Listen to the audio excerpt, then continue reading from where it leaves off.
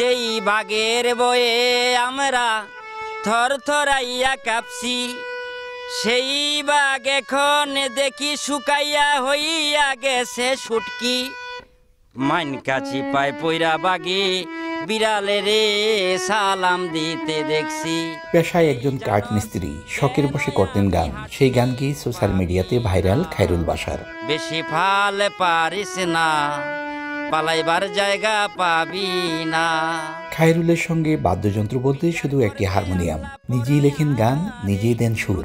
সমসাময়িক কোনো ঘটনা বা প্রেক্ষাপট নিয়ে মুহূর্তে গান গাইতে পারদর্শী তিনি। তার গাওয়া গানগুলো বেশ সাড়া ফেলেছে ফেসবুক ও ইউটিউবে।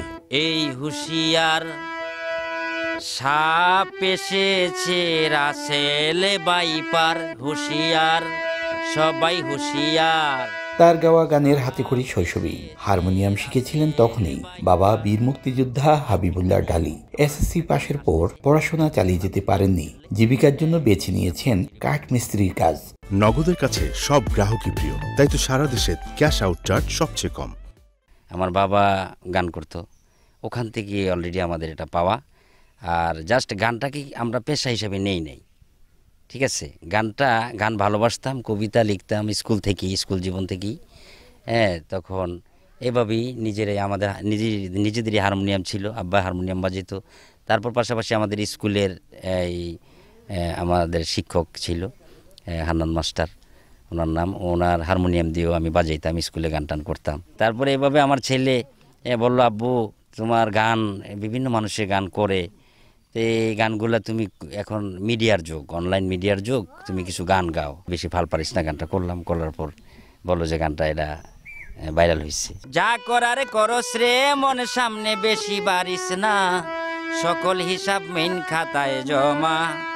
দুইজন লিখতেছে আমল নামা, সকল হিসাব মেইন খাতায় জমা। কাজের ফাঁকের পুরোটা সময় কাটে গান গেয়ে। হয়তো গান লেখেন বা সুর করেন, অথবা সোশ্যাল মিডিয়ার জন্য করেন রেকর্ডিং। ফেসবুক ও ইউটিউবে আপলোড করা গান থেকে ভালো আয় করেন তিনি। আমি একটা প্রেম করছিলাম স্কুল জীবনে, ভুলিতে পারি না রে বন্ধু পরে মনে। চাঁদপুরের মতলব উত্তরের রাজুরকান্দি গ্রামে পরিবারের সদস্য নিয়ে বসবাস করছেন শিল্পী খায়রুল বাশার। দিত পায়ে নূপুর, চোখে কাজল, হাতে রেশমি চুড়ি। মাঝে মাঝে দেখা করতো ওই পুকুর কোণে। ফারুক আহমদ, সময় সংবাদ, চাঁদপুর।